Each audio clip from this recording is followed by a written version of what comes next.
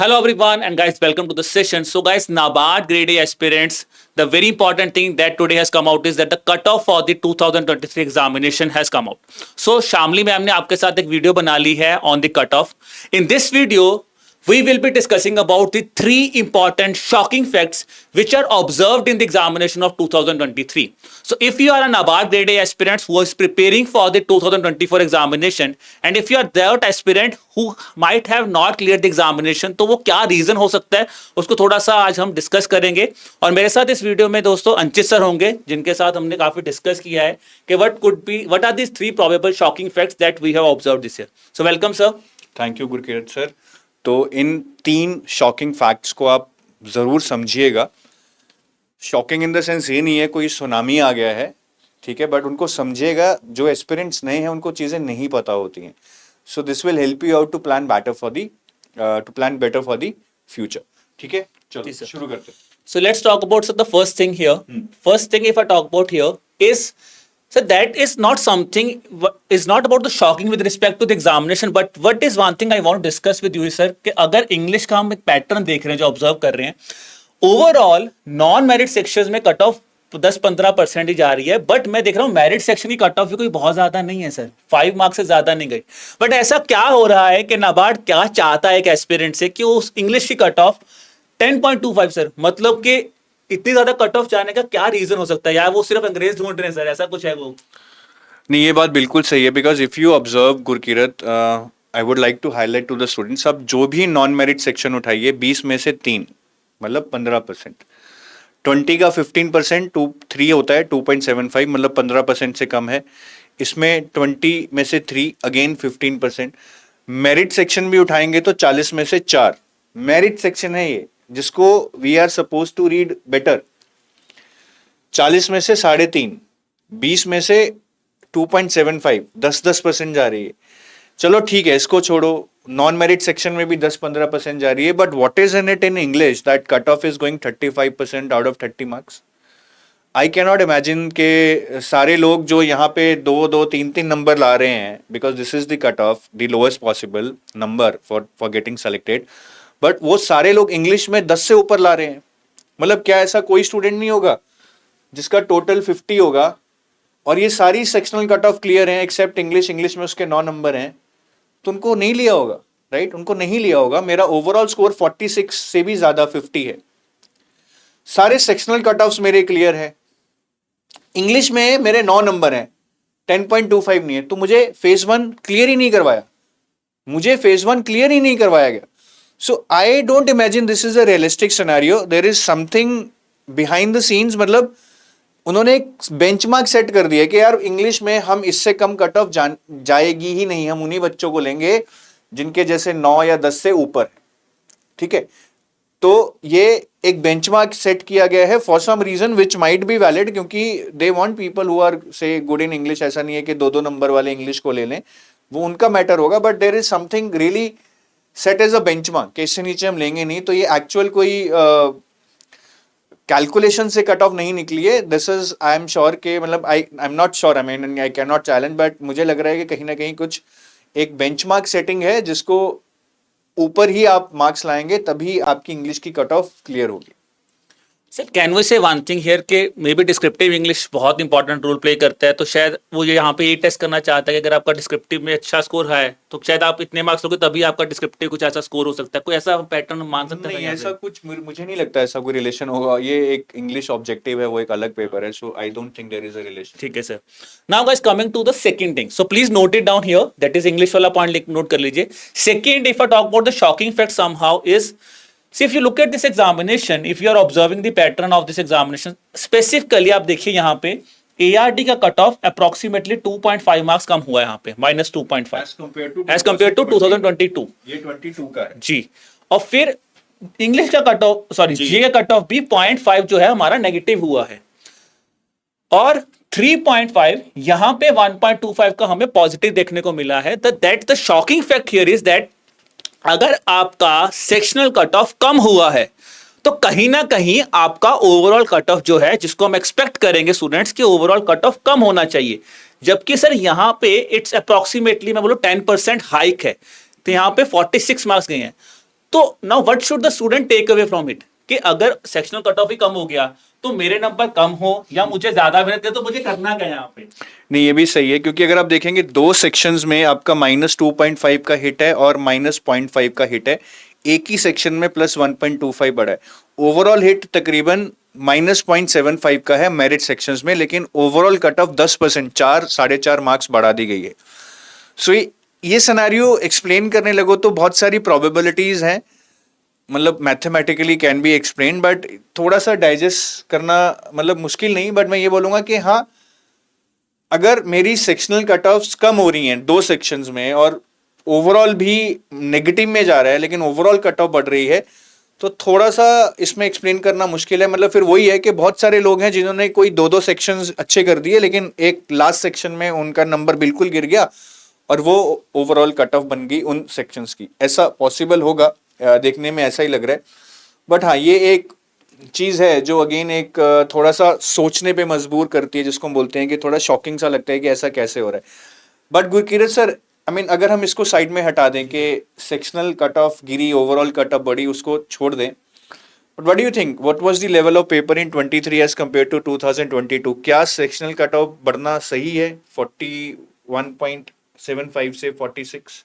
Sir I think जो important चीज यहाँ पे ऑब्जर्व की गई थी कि एआरडी और जीए का पेपर ऑलमोस्ट सेम लेवल पे था। हाँ, कुछ बच्चों को लगा कि एआरडी का पेपर थोड़ा सा डिफिकल्ट है या जीए में कुछ डिफिकल्ट है, बट मेजॉरिटी ऑफ स्टूडेंट्स जिनसे हमने बात की थी, जब जो पेपर देख के आए थे, उन्होंने बोला था कि सर पेपर हमें ऐसा लग रहा था कि सेम पैटर्न पे, ज्यादा आसान नहीं था, पेपर थोड़ा सा डिफिकल्ट हम एक्सपेक्ट कर भी रहे थे। But I think the important thing here was that the question on schemes were asked majorly, specifically ESI ARD में बहुत क्वेश्चन स्कीम्स के पूछे गए थे, और ARD भी काफी डुएबल था, मैं बोलूंगा आउट ऑफ द बॉक्स नहीं था, कि ऐसा तो नहीं था कि इतने नंबर नहीं आने चाहिए। हाँ, we were expecting some positive hike here, वो यहाँ पे हुआ है। तो यहाँ पे मार्क्स 46 आना कोई इतना बड़ा मुझे नहीं लगता कि बहुत बड़ा चंक है, कि बहुत बड़ा डिफरेंस आया है। अगर आप इस चीज को साइडलाइन कर दीजिए तो आप एक्सपेक्ट कर सकते हैं, नाबार्ड में हर साल बच्चे आ रहे हैं, और नाबार्ड में सिर्फ सर नाबार्ड एस्पिरेंट्स नहीं है, जो स्टूडेंट्स काफी टाइम से बाकी एग्जाम्स की प्रिपरेशन कर रहे हैं वो भी कहीं ना कहीं यहाँ पे आते हैं। तो वी कैन एक्सपेक्ट यहाँ पे ओवरऑल कट ऑफ बढ़ने की, मतलब लग रहा था कि बढ़ेगा। So that is in line with the expectation, बढ़ना sir. चाहिए था। बट यहाँ पे ये सेक्शनल कट ऑफ भी शायद थोड़ा बढ़नी चाहिए थी। बढ़ जाता किसी सेक्शन में, यहाँ पे- ओवरऑल पॉजिटिव चेंज होता तो हम एज्यूम कर लेते कि भैया ये भी बढ़ गया। ठीक है, तो चलो अब थर्ड फेज 2 का कट ऑफ डिस्कस करते हैं। मतलब ये थर्ड शॉकिंग फैक्ट है और ये बहुत इंपॉर्टेंट है, इसको सही से समझिएगा आप। तो ये हमारी ओवरऑल कट ऑफ है फेज 2 की, it is 128.50। Sir what was it in the last year? Sir it was approximately around 130। सो यहाँ पे कोई बहुत बड़ा चेंज बड़ा नहीं है। change फेज 2 मतलब ये 200 में से जो आपके दो पेपर होते हैं, ESI ARD और डिस्क्रिप्टिव इंग्लिश, उसमें से आपके 128 कट ऑफ गई है। But I but think sir यहाँ पे एक चीज बता दो कि यार गाइस, ये 130 कट ऑफ जो है ना, that is for interview, overall नहीं है कि मतलब आपका फाइनल कट ऑफ नहीं है। ये सिर्फ आई थिंक आपका इंटरव्यू कट ऑफ है, कि अगर आपके इतने मार्क्स आए होंगे तो then you will have a call of interview. तो ये एक चीज आप नोट कर लीजिए यहाँ पे। बिल्कुल। तो अगर हम अब आगे जाते हैं तो यहाँ पे ये वाली लाइन आप देखिए, ये बड़ी इंटरेस्टिंग लाइन है। ये सेक्शनल कट ऑफ्स हैं डिस्क्रिप्टिव पेपर में, इंग्लिश वाले में पेपर 1 में, और पेपर 2 में ऑब्जेक्टिव और डिस्क्रिप्टिव सेक्शन की। मतलब 100 में से मिनिमम 53.25 मार्क्स आपको लाने थे डिस्क्रिप्टिव इंग्लिश पेपर में। ESI ARD जो पेपर 2 है उसमें ऑब्जेक्टिव में मिनिमम 22.5 और डिस्क्रिप्टिव में 31। ये तीनों सेक्शनल कट ऑफ आपको क्लियर करनी थी, तभी जाकर आप 128 लेने के बाद एलिजिबल होते हैं इंटरव्यू के लिए। तो इसमें शॉकिंग ये है Gurkirat sir, right, you were telling, we were discussing कि यहाँ पे last year it was 49। 49 yes, sir. ये ओके है, there is a small change है। इसमें भी last year I think it was 19 objective part of your paper 2, now it has become 22। यहाँ पे काफी डिफरेंस है, right, it was 23 23.75 to be 23 precise. plus something, और यहाँ पे now this is 31. So this is a very big change. It means that even if you are scoring 128, 129, but you are not scoring 31 in the descriptive paper, you are out. और in other words, जिन्होंने भी मतलब 128 से ऊपर score किया और select हुए, उनमें से किसी के भी 31 से नीचे नहीं थे। ऑब्जेक्टिव में बहुत लोगों के 22 0.5 के आसपास होंगे because that is the cut off, but descriptive में सबके 31 से ऊपर थे. बिल्कुल sir. And this jump from 23 to 31 is a huge jump. Can you imagine that? 23 to 31 is a huge jump. ये मुझे पता नहीं. और इसमें ये भी सर एक चीज मैं बोलूंगा कि ओवरऑल 130 से 128 आ गई overall, but sectional cut of आप देखिए 4 नंबर यहां बढ़े हैं, 3 नंबर यहां बढ़े हैं और 8 नंबर यहां बढ़े हैं. कम से कम मतलब सेक्शनल कट ऑफ में 15-16 नंबर का फर्क आया है और ओवरऑल कट ऑफ कम हुई है. तो बहुत सारे पैटर्न्स इमर्ज हो रहे हैं. सर यहाँ पे ना मैं आपसे एक मतलब पैटर्न्स की बात है तो मैं यहाँ से आपसे एक चीज डिस्कस करना चाहता हूँ. There will be some students जिनका डिस्क्रिप्टिव ठीक होता है, not that much good. Let's take a scenario कि अगर किसी ने इंग्लिश बहुत अच्छा किया है, so he is scoring somewhere around 60 in let's say in English paper 1 and he is scoring somewhere around 30 to 35 in आपका ऑब्जेक्टिव में, तो ये अराउंड एंड अराउंड 95 मार्क्स बन गए. अब यहाँ पे हो सकता है किसी बच्चे के, या लेट्स टेक एन एग्जांपल, यहाँ पे 40 मार्क्स किसी बच्चे ने लिए हो, या फिर यहाँ पे 65 एक सिनेरियो लेते हैं सर, 65 105 हो गया. हाँ 105 हो गया. और यहाँ पे किसी के डिस्क्रिप्टिव पेपर और ऑब्जेक्टिव पेपर मिला के 105 हो गया. और मैं कह रहा हूँ यहाँ पे किसी के लेट्स टेक सर, मैं ज्यादा भी नहीं जाता नीचे, किसी के 30 मार्क्स ही हुए होंगे. There will be some student जो कि एग्जाम सेंटर से बाहर आके बहुत खुश होंगे कि I am scoring near about 60%. No, how do they should absorb the thing कि कट ऑफ इतना ज्यादा जा रहा है, तो अब उनको क्या करना पड़ेगा? यही चीज हम अभी डिस्कस कर रहे थे कि आपके सपोज कीजिए पेपर 1 में आपके 65 हैं जी, ठीक है, और इसमें सपोज कीजिए आपके लगा लीजिए 35 हैं, जो कि बहुत पॉसिबल है अगर आपका ऑब्जेक्टिव अच्छा है. टोटल 100 हो गया और इसमें आपके है 29. आपका टोटल स्कोर तो 129 बन गया, बट आप डिस्क्रिप्टिव में 29 मार्क्स लेके भी, which we will consider as a good marks, right, हम बुरा नहीं मानेंगे उसको, लेकिन कट ऑफ 31 है, आप आउट हो. तो आई डोंट नो अगेन क्या पैटर्न इमर्ज हो रहा है. मतलब वही है कि डिस्क्रिप्टिव पे बहुत मेहनत की जा रही है और हर इक्का दुक्का बंदा जो भी उस लेवल पे पहुंच रहा है, मतलब इक्का दुक्का ये नहीं कि कोई भी, बट हर बंदा जो भी इस लेवल पे पहुंच रहा है 128-129 मार्क्स क्लियर करके वहां आगे जा रहा है इंटरव्यू के लिए, भाई उसके डिस्क्रिप्टिव में 31 से कम मार्क्स नहीं है 50 में से. वाह, मतलब ये भी एक बहुत बड़ी चीज है. और ये मैं बता चुका हूं कि सारी सेक्शनल कट ऑफ बढ़ा दी आपने, ओवरऑल कट ऑफ गिर गई. तो काफी पैटर्न्स इमर्ज हो रहे हैं. अच्छा है, मतलब it's nice, it's complex, we need to decipher it. तो चलो सर अभी एक और चीज डिस्कस कर लेते हैं. फाइनल कट ऑफ है जो अनरिजर्व के लिए 172 गई है, मतलब फेज 2 प्लस इंटरव्यू के मार्क्स मिला के 172 गई है. बाकी ओबीसी SC ST की आप देख सकते हैं. गुरकीरत सर मेरा एक ही क्वेश्चन है, ये लास्ट ईयर कितनी थी? आपने मुझे बताया ये इट वाज अराउंड 171. 171. जी सर, ज्यादा डिफरेंस नहीं है. बट कोई ऑब्जर्वेशन है इसमें क्या, मतलब इतनी जानी चाहिए थी? आई थिंक आपने बोला पेपर का हाँ जी. लेवल ज्यादा फर्क नहीं था. सर आई थिंक ऑब्जर्वेशन मुझे लगता है यही है कि अगर आप if you are an NABARD serious NABARD aspirants, तो you should not take any phase of this exam now lightly, because अगर आपके वहां पे 128 130 है तो मतलब यहाँ पे भी आपको इंटरव्यू में बहुत अच्छा स्कोर ही करना है, तभी आप कट ऑफ निकाल अगर पाओगे. आपके 130 हैं तो यहाँ पे 42 मार्क्स चाहिए आउट ऑफ 50. बिल्कुल sir.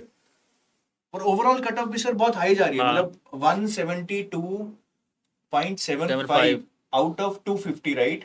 Yes, sir. I think मेरा कैलकुलेशन ज्यादा अच्छा नहीं है, ये 69-70% के करीब होगा ये. हाँ sir, approximately 70% in a competitive exam, जहां पे इंटरव्यू में भी बहुत ऑब्जेक्टिविटी और सब्जेक्टिविटी से मार्क्स दिए जा रहे हैं. डिस्क्रिप्टिव पेपर भी, अब तो ऑब्जेक्टिव में तो चलो आप स्कोर हाँ कर जी. लेते हो, बट यहाँ पे लोग ऑब्जेक्टिव में नहीं बल्कि डिस्क्रिप्टिव में ज्यादा स्कोर कर रहे हैं सर. तो यार मतलब कमाल है, मतलब काफी 70% मार्क्स लेने कोई आसान बात नहीं है ना कॉम्पिटिटिव एग्जाम. तो मेहनत बहुत ज्यादा करनी पड़ेगी. There is not even a single point where you can choke जी, कि एक क्वेश्चन रह गया एग्जाम में तो कहानी खत्म. ठीक है, तो अगेन ये डराने के लिए नहीं है, समझाने के लिए है. ऑल द नाबार्ड एस्पिरेंट्स, थोड़ा पुश करो, चीजों को समझो एंड प्लान अकॉर्डिंगली. फेज 1 की इंग्लिश आसान मत लो, फेज 2 में डिस्क्रिप्टिव को बिल्कुल आसान मत लो, ठीक है. और ओवरऑल सारे सेक्शंस हो, ARD हो, ESI हो, डिस्क्रिप्टिव पेपर हो, सब में मेहनत करो, क्योंकि ओवरऑल कट ऑफ जो मैं आपको बता रहा हूँ ना 70% जा रही है. You choke at one point, you are gone, completely gone. ठीक है, so with that we will take your leave. I think Gurkirat sir, you want to add something? No, sir. I think I will say just one thing, because मुझे नहीं पता आपका exam कैसा था, कैसा हुआ, वो जो भी था वो रिजल्ट आपके साथ आपको पता चल चुका है पहला। बट तीन चीजें जो आई थिंक जो हमने यहाँ पे डिस्कस भी किया, वो आपके लिए सबसे ज्यादा इंपॉर्टेंट पता है क्या है, मुझे जो लगता है इस टाइम पे, कि आप एनालिसिस वीडियो बहुत बच्चे देख रहे होंगे, वो देख भी लोगे, आज आप सैड भी हो जाओगे, दुखी भी हो जाओगे, जैसे अंजित सर भी बोलते हैं, it's not about feeling low, it's about to see that what is the positive now you are getting. क्योंकि अगर आपका डिस्क्रिप्टिव बहुत टाइम है भाई, अभी आप आज से लिखना शुरू करो, आज से सोचो कि डिस्क्रिप्टिव तो लिखना ही लिखना है, you will score good marks here. ठीक है ना? तो वही चीजें यहां से कैरी फॉरवर्ड करो, and I think this is what मैं भी बोलूंगा सर, यही चीज है जो करनी पड़ेगी, और करना तो पड़ेगा भाई। अब वो सर, वो मुझे लगता है कि वो दिन गए कि आप सोचो कि चलो एक चीज अच्छा कर लेते हैं और पेपर हो जाएगा। और ज्यादा टाइम बचा नहीं है guys, I think 4-5 months and you might be over with your NABARD exam. But anyways, it is up to you to think, absorb this and react and see what is your path in the future. Thank you, have a nice day. So signing off on behalf of me and Gurkirat sir. Bye bye.